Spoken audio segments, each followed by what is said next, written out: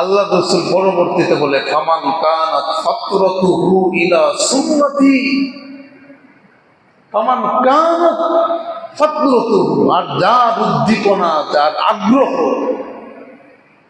তাকে ইলা সুন্নতি, আমার সুন্নাতের দিকে নিয়ে যাবে, ফাকাদ ইহতাদা, হি ইজ গাইডেড, সেই হিদায়াত পেয়ে গেল।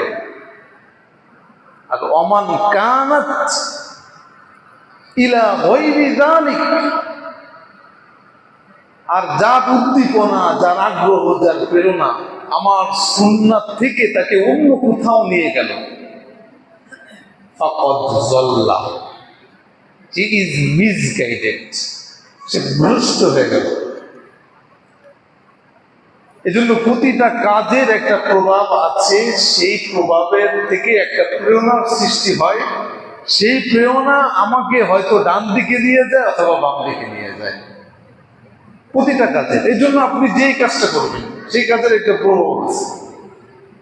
দেখবেন যারা নেশা করে, এই নেশার একটা প্রভাব, সেই প্রভাব থেকে তাদের একটা উদ্দীপনা, উত্তেজনা, উন্মাদনা, যেটা তাকে একেবারে মৃত্যু পর্যন্ত নিয়ে যায়, ঠিক না?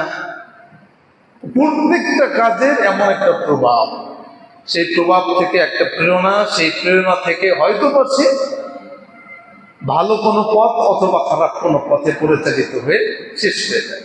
তা আল্লাহ রাসূল বলতেছে যে কোনো কাজের প্রভাবের প্রেরণা যদি আমার সুন্নাতের দিকে তোমাকে নিয়ে যেতে পারে তাহলে তুমি হিদায়াত পেলে। তার মানে তোমার কোনো কাজ যদি আমার সুন্নাত তরিকাই হয় তাহলে এটাই হিদায়াতের পথ।